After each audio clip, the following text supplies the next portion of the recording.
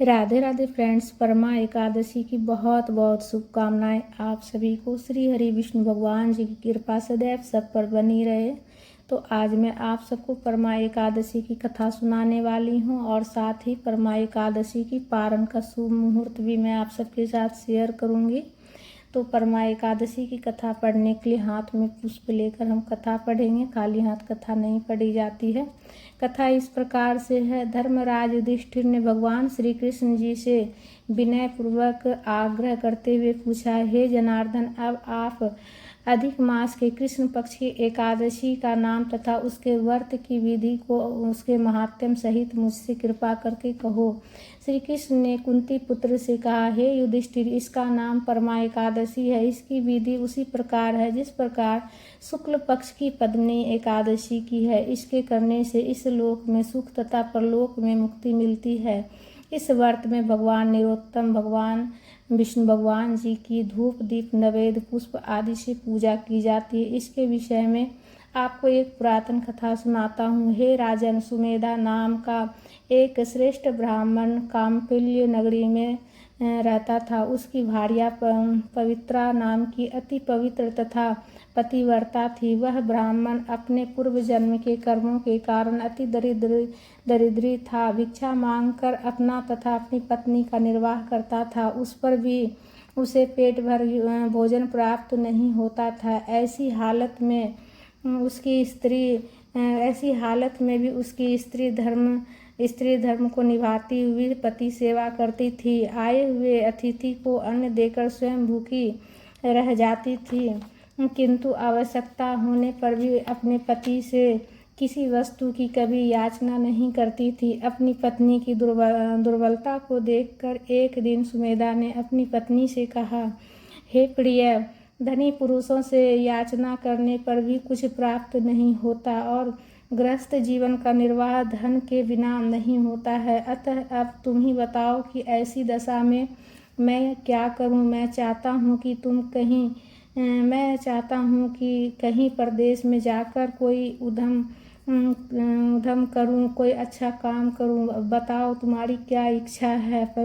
पवित्रा ने कहा, हे स्वामी, पत्नी का धर्म पति की आज्ञा का पालन करना है। अतः आप जो उचित समझे वही कार्य करें। परंतु शास्त्र नीति के अनुसार जो मनुष्य पूर्व जन्म में दान करता है उसे अगले जन्म में वही प्राप्त होता है। इसलिए बिना कर्मों के कभी कुछ प्राप्त नहीं होता है। हे प्राणनाथ, मेरी समझ में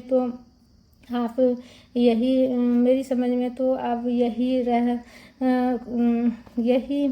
रहकर आ रही है कि क्योंकि मैं भी आपका वियोग सहन नहीं कर सकती हूँ। इस प्रकार वही पर समय व्यतीत करने लगे। एक समय वहाँ कौंडिन्य मुनि आए। उन दोनों ने प्रणाम कर आदर सत्कार के से भोजन कराकर कहा, हे मुनि, आप आज हमारा जीवन धन्य है जो आपके दर्शन हुए हैं। आप हमें ऐसा कोई सरल उपाय बताइए जिससे हमारी दरिद्रता का विनाश हो जाए।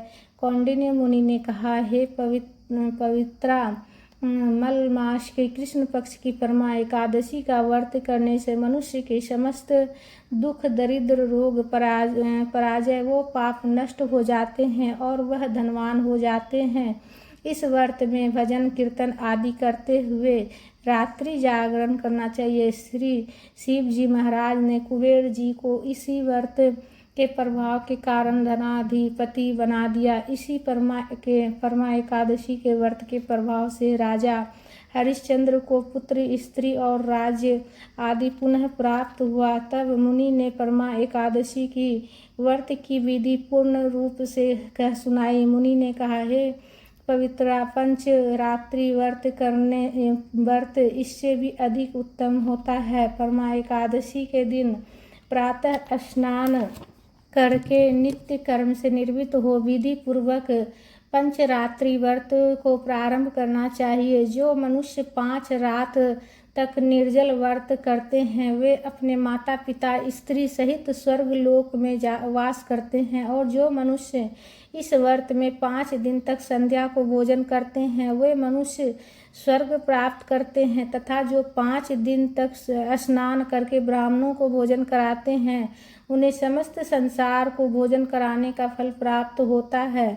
और अश्व पुण्य कराने वाले को तीनों लोकों के दान करने का फल प्राप्त होता है।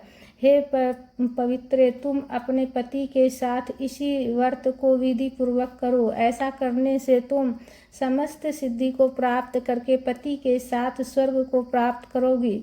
मुनि के वचन सुनकर पवित्रा ने अपने पति के साथ 5 दिन तक इस व्रत को किया, जिसके प्रभाव से राजा ने उन्हें रहने के लिए 1 ग्राम दिया, जिससे वे दोनों इस लोक में सुखमय जीवन व्यतीत कर अंत में विष्णु लोक को गए।